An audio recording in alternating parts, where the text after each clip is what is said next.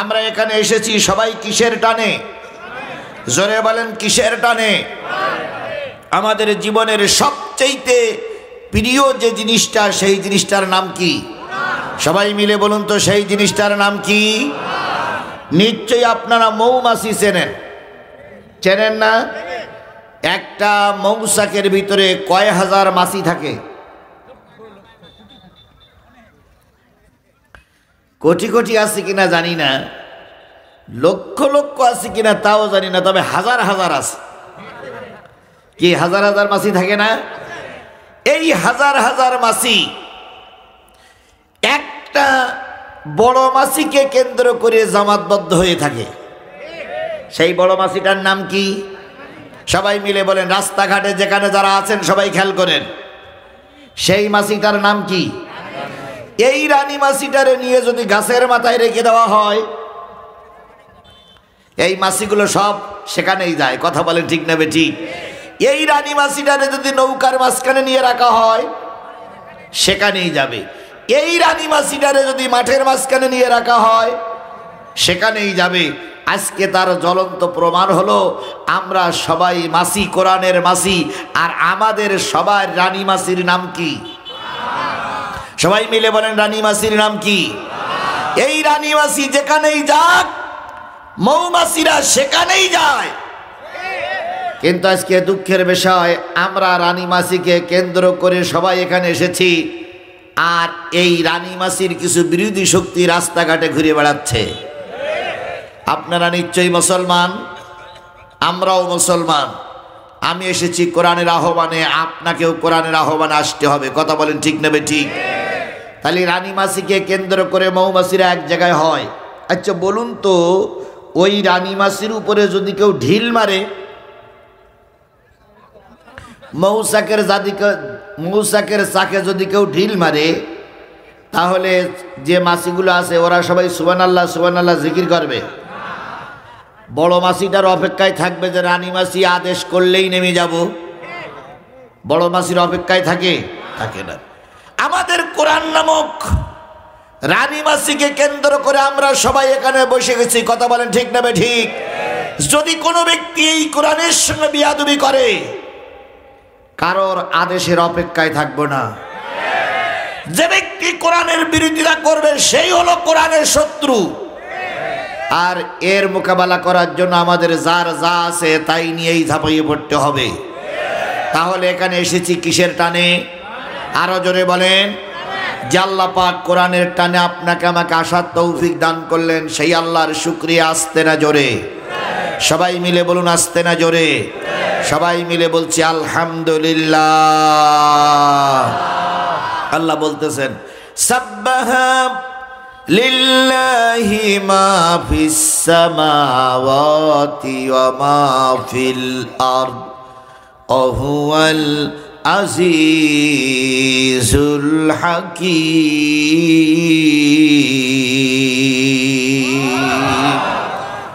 বান্দা শোনো, আসমানে যা আছে, জমিনে যা আছে, আসমানের নিচে যা আছে, জমিনের উপরে যা আছে, সাগরের ভিতরে যা আছে, পাহাড়ের পাদদেশে যা আছে, পাহাড়ের ভিতরে যা আছে, কুল কায়নাত পৃথিবীতে যত কিছু আছে, ইচ্ছায় হোক আর অনিচ্ছায় হোক, শুকরিয়া আদায় করে কার? কেবলমাত্র শুধুমাত্র মানুষ আল্লাহর শুকরিয়া আদায় করতে চায় না। কথা বলেন ঠিক না ঠিক? অথচ আল্লাহ রাব্বুল আলামিন বললেন, ওয়া মা খালাকুতুল জিন্না ওয়াল ইনস ইল্লা লিয়াবুদুন।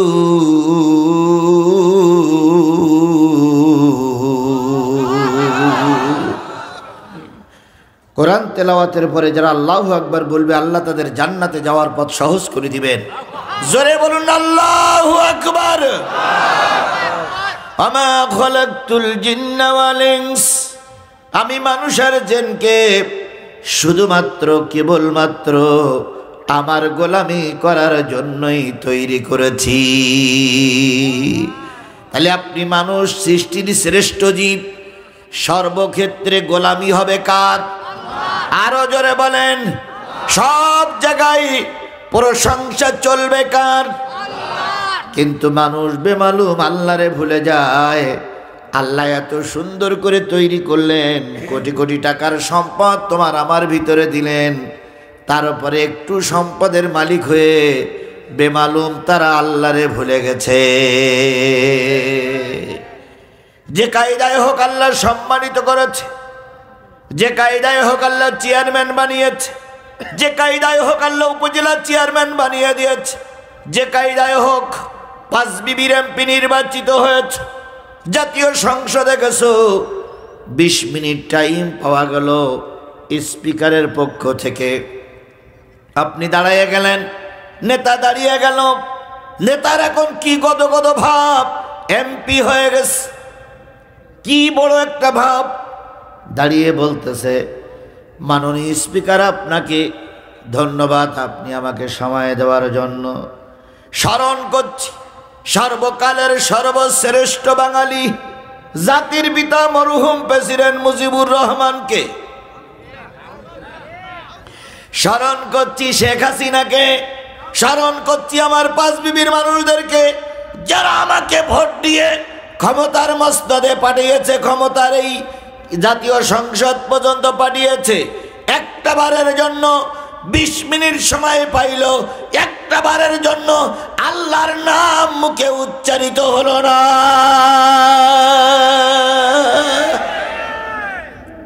অথচ দাঁড়িয়েই বলতে হতো আলহামদুলিল্লাহ। সর্বপ্রথম কি বলতে হতো? আলহামদুলিল্লাহ, আল্লাহ পাক 5 বিবির মতন একটা বর্ডার এলাকার থেকে আমাকে এমপি বানায় জাতীয় সংসদ পর্যন্ত নিয়ে আসছে, আলহামদুলিল্লাহ। এই কথা বলা দরকার ছিল না ভাই? এই কথা বলেন, এই কথা বলা দরকার ছিল না? কিন্তু আপনি বললেন না, সব নেতাদের প্রশংসা করলেন। আল্লাহ বলল, বান্দারে তুই সম্মানিত হয়ে আমাকে ভুলে গেলি, আজকে যে লোকেরা পরাচ্ছে তোর ফুলের মালা, খুব তাড়াতাড়ি ওরাই পরাবে বা জুতোর মালা। হয়েছে না হয়নি? আরো জোরে বলেন, হয়েছে না হয়নি? তাহলে সুখে থাকি আর দুঃখে থাকি, কার শুকরিয়া আদায় করব? আপনি অসুস্থ হয়ে পড়েছেন, কি বলবেন? আপনি খুশি আছেন, কি বলবেন? আপনার মামলা হয়ে গেছে, কি বলবেন? মামলার রায় হয়ে গেছে, কি বলবেন? ঘরে খাওয়ার নাই, কি বলবেন? অনেক টাকার মালিক হয়ে গেছে, কি বলবেন? যখন আপনি আলহামদুলিল্লাহ বেশি বেশি বলবেন, আল্লাহ তখন আপনার নিয়ামতগুলো বাড়াইয়া দেবে। এই জন্য কারোর জবান বন্ধ থাকবে না, সকলে মিলে বলছি আলহামদুলিল্লাহ।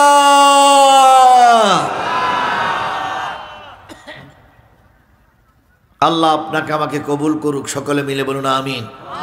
বিশ্ব মানবতার শ্রেষ্ঠ বন্ধু, সমস্ত নবী রাসূলদের শ্রেষ্ঠ রাসূল, আমাদের প্রিয় ভাজন নেতা, যার সুপারিশ ছাড়া কোনো মানুষ জান্নাতে যেতে পারবে না, সেই নন্দিত নেতার নামে দুরূদ আর সালাম সবাই মিলে বলছি সাল্লাল্লাহু আলাইহি ওয়াসাল্লাম। আল্লাহ বলতেছেন, ওয়ামা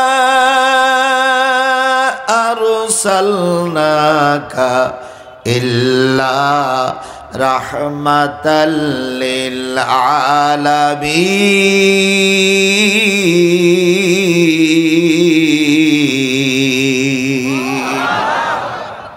ওগো নবী, এই পৃথিবীতে আপনাকে আমি রহমত করে প্রেরণ করলাম। আপনি মানুষের জন্য রহমত, জিনের জন্য রহমত, পশু পাখির জন্য রহমত, হিন্দুদের জন্য রহমত, খ্রিস্টানের জন্য রহমত, মুসলমানের জন্য রহমত, এক কথায় পৃথিবীর সকলের জন্য আপনাকে পাঠাইলাম রহমত হিসাবে। বলুন তো রহমত মানে কি? দয়া। রহমত মানে কি? আরো জোরে বলেন, রহমত মানে কি? না দয়ালু না, দয়া। রহমত মানে হলো দয়ালু, দয়া। আর দয়ালু কে? আলহামদুলিল্লাহি রাব্বিল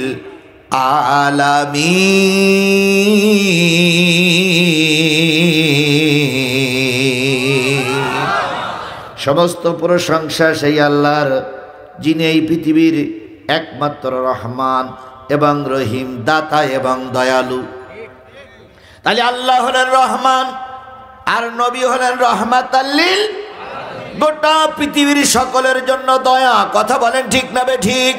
অসহায় মানুষের মাঝে কেউ যখন দাঁড়াননি তখন আমার নবী দাঁড়িয়েছেন, আবার সহায় সম্বলের মাঝে কেউ যখন দাঁড়ান নাই তখন আমার নবী তার পাশে দাঁড়িয়েছে।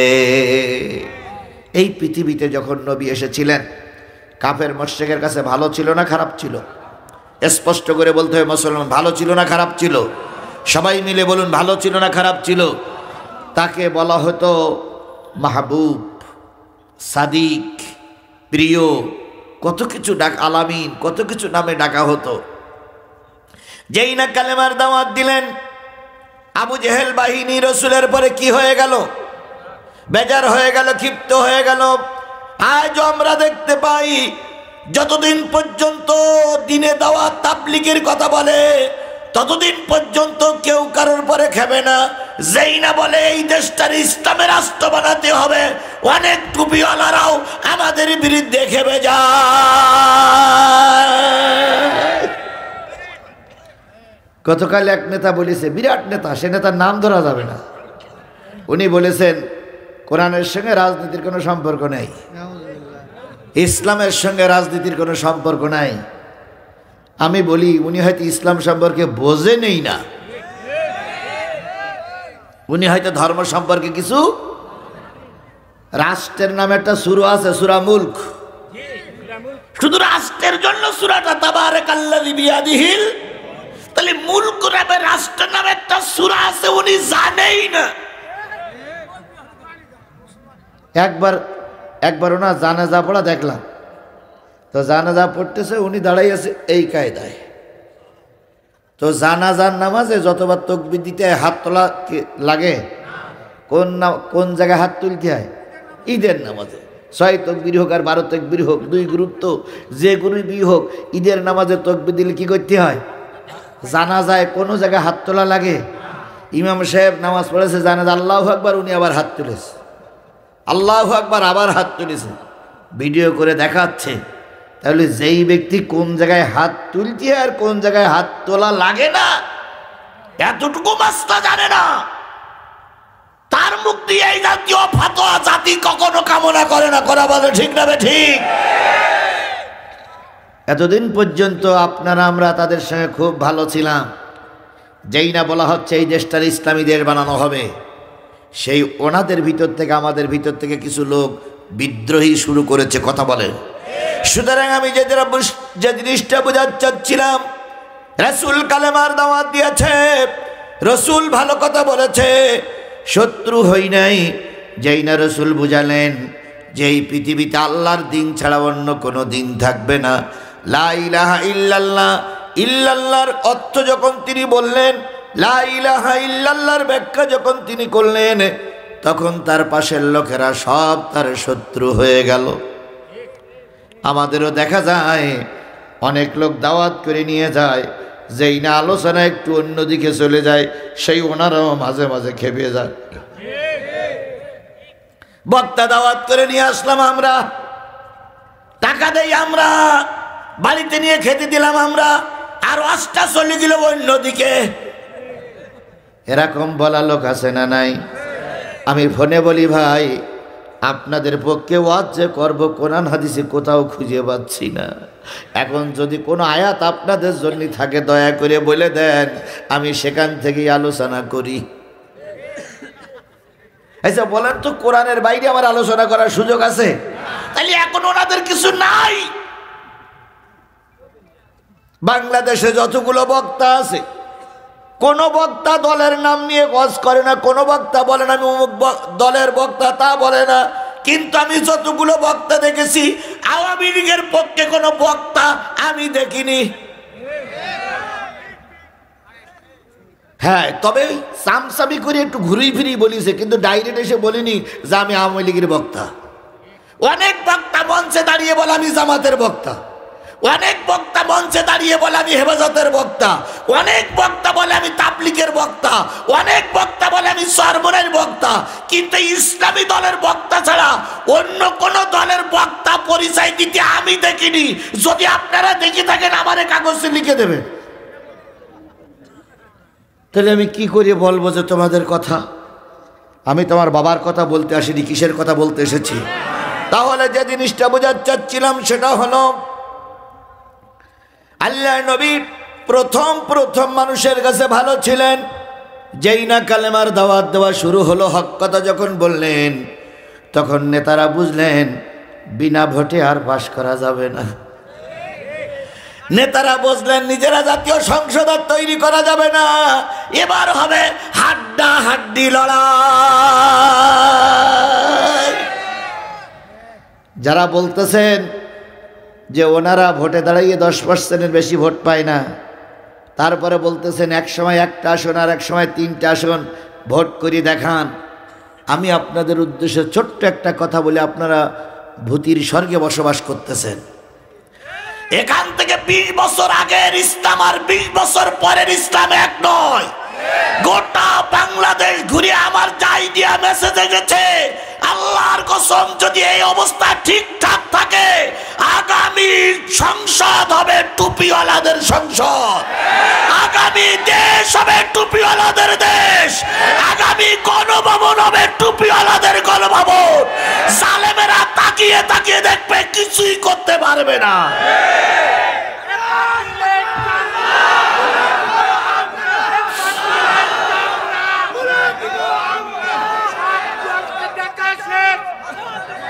সুতরাং ভয় দেখাবা কাপুরুষদের, আমরা কাপুরুষ নই। 5ই আগস্টের আগে যখন ছেলেদের গুলি করে মারা হচ্ছিল, সাবেক প্রধানমন্ত্রী পুলিশের আইজিকে ফোন করতেছে, কি ব্যাপার, ময়দান দখল করতে পারতেছ না? পুলিশের ডিআইজি আইজি বলতেছে, ম্যাডাম একটা পল্লী 4টে দাঁড়ায়। কি করে ময়দান দখল করবে? একটা লাশ পল্লী 4টে দাঁড়ায়। প্রধানমন্ত্রী বলতেছে, তাড়াতাড়ি সব সাফ করো, বিরিয়ানি রান্না হচ্ছে। সাফ করতে করতে করতে করতে শেষ পর্যন্ত ওয়াকারুজ্জামান জি বলল, ম্যাডাম 45 মিনিট টাইম, এর ভিতরে যদি বেরোই না হন তাহলে আপনাকে আলু ভর্তা করবে। ম্যাডাম তখন বললাম, আর বিরিয়ানি?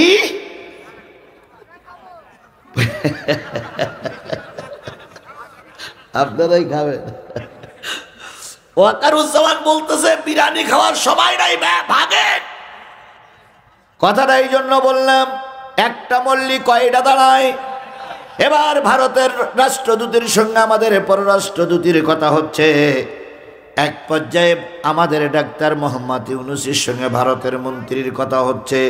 ভারতের মন্ত্রী যখন বাংলাদেশের বর্ডার নিয়ে কথা বলতেছে, আমার ডাক্তার মোহাম্মদ ইউনূস বলতেছে, ভয় দেখায় লাভ নাই, শেখ হাসিনা তাড়ানোর জন্য একটার জায়গায় 4টে দাঁড়িয়েছে, আর এখন সব দল এক আপনাদের সঙ্গে মোকাবেলা করার জন্য যদি কি বলে সীমান্তে গুলিগোল্লা হয়, যুদ্ধ করতে হয়, জেনে নেবেন একটা মরলে 40টা দাঁড়াবে।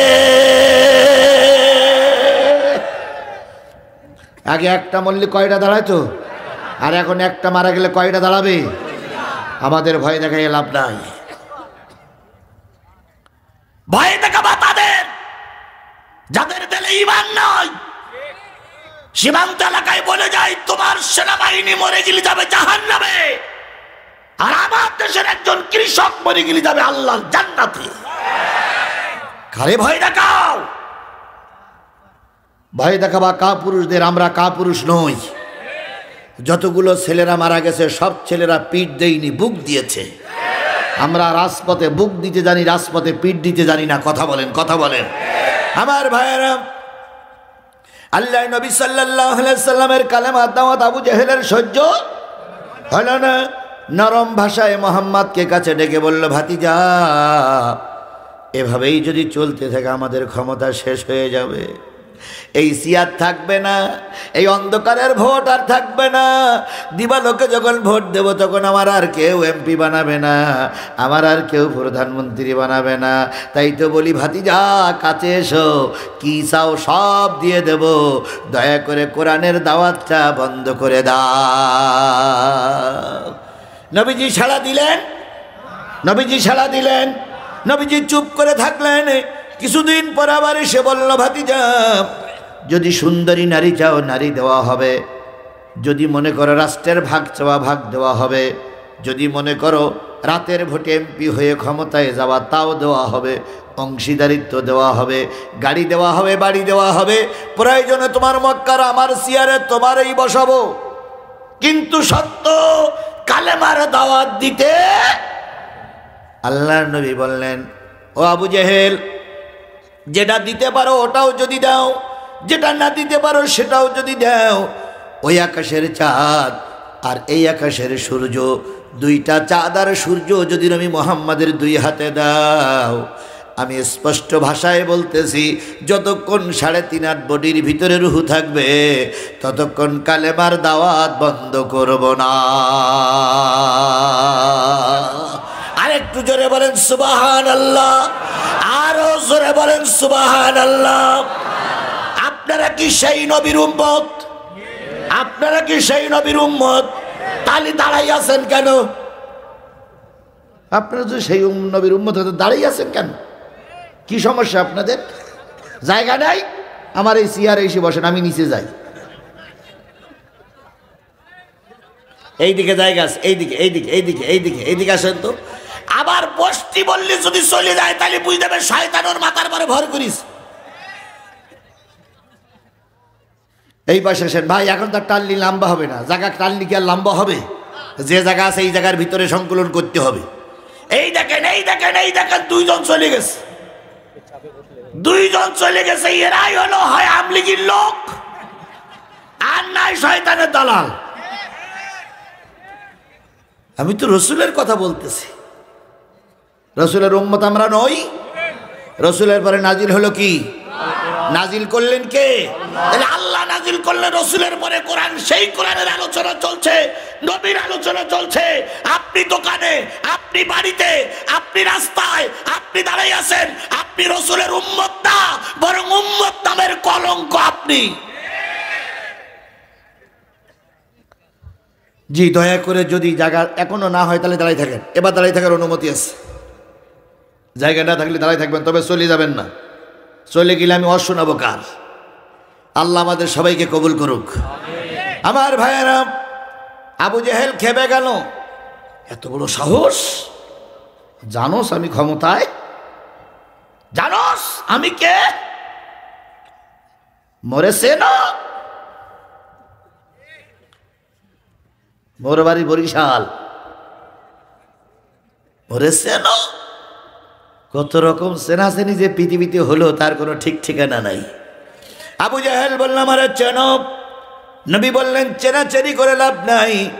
ও চাচা, যারা দিতে পারো সেটাও যদি দাও, যেটা দিতে না পারো সেটাও যদি দাও, কালেমার দাওয়াত বন্ধ। আরো জোরে বলেন কালেমার দাওয়াত বন্ধ। সেই কালেমার দাওয়াত নবীজি দিলেন, তুমি দাও আমি দেই।